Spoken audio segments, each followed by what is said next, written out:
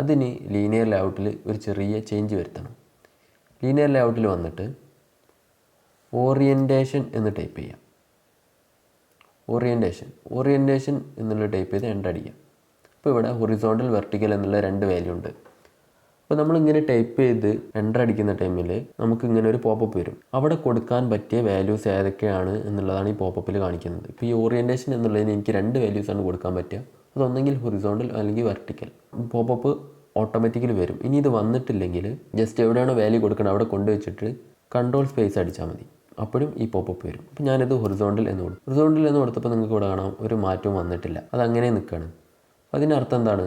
ഞാൻ നേരത്തെ പറഞ്ഞിരുന്നു നമുക്ക് റോ എന്നുള്ളതിന് ഹൊറിസോണ്ടൽ എന്നും പറയാമെന്ന്, അല്ലെങ്കിൽ കോളം എന്നുള്ളതിന് വെർട്ടിക്കൽ എന്നും പറയാമെന്ന്. അപ്പം നമ്മളിവിടെ ഒരു വാല്യൂ കൊടുത്തിട്ടില്ലെങ്കിൽ അതിന് ഡിഫോൾട്ടായിട്ട് എടുക്കുന്നത് റോ ആണ്. അതായത് ഈ ഓറിയൻറ്റേഷൻ വാല്യൂ എന്നുള്ളത് ഹൊറിസോണ്ടലാണ് ഡിഫോൾട്ടായിട്ട് എടുക്കുന്നത്.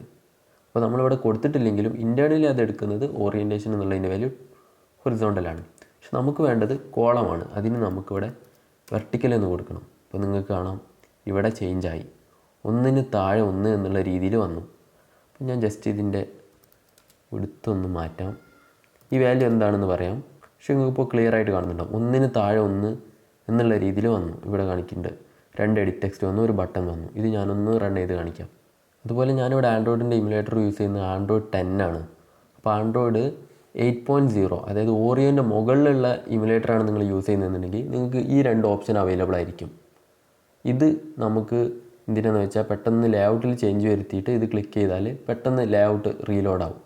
ഇപ്പം ഫ്ലട്ടറൊക്കെ ഉപയോഗിച്ചിട്ടുള്ളവരാണെങ്കിൽ അല്ലെങ്കിൽ റിയാക്ട് നേറ്റീവിലൊക്കെ ഹോട്ട് റീലോഡ് പറഞ്ഞൊരു ഫംഗ്ഷനാലിറ്റി ഉണ്ട്. അത് തന്നെയാണ് ഇവിടെയും ഉള്ളത്. ഇപ്പോൾ ഇവിടെ ആപ്പ് റണ്ണായി. നമ്മുടെ ഫസ്റ്റ് ഫീൽഡ് ഇവിടെ ഉണ്ട്. ഇവിടെ നമുക്ക് യൂസർ നെയിം അടിച്ചു കൊടുക്കാം. ഇവിടെ പാസ്വേഡ്, അതുപോലെ തന്നെ ബട്ടൺ ക്ലിക്ക് ചെയ്യുമ്പോൾ റിപ്പിൾ എഫക്റ്റ്, അതിനെ റിപ്പിൾ എഫക്റ്റ് എന്ന് വിളിക്കുക. ഇങ്ങനെ ഒരു എഫക്റ്റ് വരുന്നുണ്ടല്ലോ അതിനെ. അപ്പം ഇത് ഓക്കെ ആയി. ഇതിൽ നമ്മൾ ചേഞ്ച് ചെയ്തത് ലീനിയർ ലേഔട്ട് ഓറിയൻറ്റേഷൻ വെർട്ടിക്കൽ എന്ന് കൊടുത്തു. അതുപോലെ ഇവിടെ ശ്രദ്ധിക്കേണ്ട ഒരു കാര്യം എന്താണെന്ന് വെച്ചാൽ ആൻഡ്രോയിഡ് കോളൻ ഓറിയൻറ്റേഷൻ എന്നുള്ളതാണ്. അതിന് ആൻഡ്രോയിഡ് കോളൻ എന്ന് ടൈപ്പ് ചെയ്യാൻ പോകണ്ട.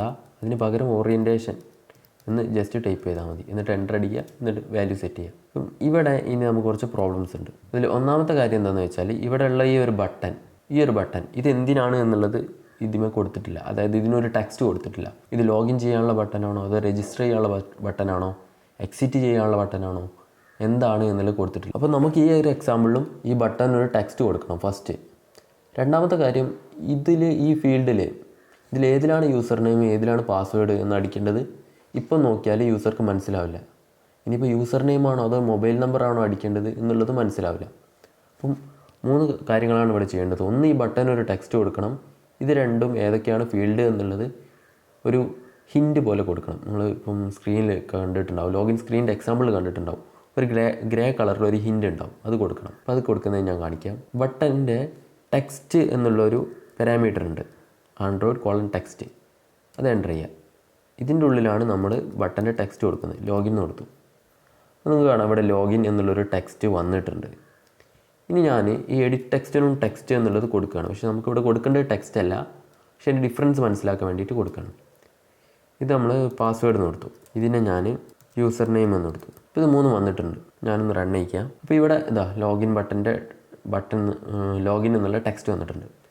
ഇവിടെ യൂസർ നെയിം എന്നുള്ളതും വന്നിട്ടുണ്ട്. പക്ഷേ ഞാൻ ക്ലിക്ക് ചെയ്തിട്ട് ഇനി ഞാൻ ടൈപ്പ് ചെയ്യുമ്പോൾ നിങ്ങൾക്ക് നോക്കുക യൂസർ നെയിം എന്നുള്ളതിൻ്റെ ശേഷമാണ് ആ ടൈപ്പ് ചെയ്ത വാല്യൂ വരുന്നത്. അല്ലെങ്കിൽ എനിക്ക് ഇവിടെ ടൈപ്പ് ചെയ്യണമെന്നുണ്ടെങ്കിൽ ആ വാല്യൂ ഫുള്ളി ഒഴിവാക്കിയിട്ട് മാത്രമേ ടൈപ്പ് ചെയ്യാൻ പറ്റുള്ളൂ.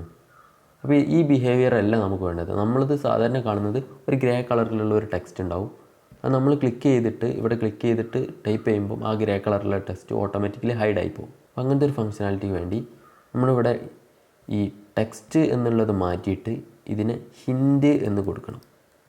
ഇപ്പോൾ നിങ്ങൾക്ക് കാണാം ഇവിടെ ഈ ഡിഫറൻസ് കാണാം. ഇവിടെ യൂസർ നെയിം എന്നുള്ളതിന് ഒരു ഗ്രേ കളറായി മാറി. അപ്പോൾ ഇവിടെയും ഹിൻറ്റ് എന്നുള്ളത് മാറ്റി. ഇനി ഞാൻ റൺ ചെയ്യാം. യൂസർ നെയിം കാണിക്കുന്നുണ്ട്, പാസ്വേഡ് കാണിക്കുന്നുണ്ട്, പക്ഷേ രണ്ടും ഒരു ഹിൻറ്റായിട്ടാണ് കാണിക്കുന്നത്. ഞാനിവിടെ ക്ലിക്ക് ചെയ്തിട്ട് എൻ്റെ യൂസർ നെയിം കൊടുക്കുമ്പോൾ ആ ഹിൻറ്റ് ഓട്ടോമാറ്റിക്കലി അവിടുന്ന് ഡിസപ്പിയർ ആവും. അപ്പം ആ പ്രോബ്ലം സോൾവ് ചെയ്തു. നമ്മൾക്ക് ഇവിടെ യൂസർ നെയിമാണ് ഇവിടെ പാസ്വേഡാണ് കൊടുക്കേണ്ടതെന്ന് മനസ്സിലായി. ഇത് ലോഗിൻ ചെയ്യാനുള്ള ബട്ടനാണെന്ന് മനസ്സിലായി. പക്ഷേ ഇവിടെ ഒരു പ്രോബ്ലം കൂടി ഉണ്ട്. അത് പാസ്വേഡിൻ്റെ ഫീൽഡിലാണ്. സാധാരണ നമ്മൾ പാസ്വേഡ് അടിച്ചു കൊടുക്കുമ്പം ഇതുപോലെ കാണില്ല, പാസ്വേഡ് മറ്റൊരാൾക്ക് കാണില്ല. മറിച്ച് എന്താ ഉണ്ടാവുക, ഒരു സ്റ്റാർ പോലുള്ളൊരു സംഭവമാണ് ഉണ്ടാവുക, അല്ലെങ്കിൽ ചെറിയ ചെറിയ ഡോട്ട് ഉണ്ടാവും. അങ്ങനെ കൊടുക്കണമെങ്കിൽ നമ്മുടെ ആൻഡ്രോയിഡിൽ ഇൻപുട്ട്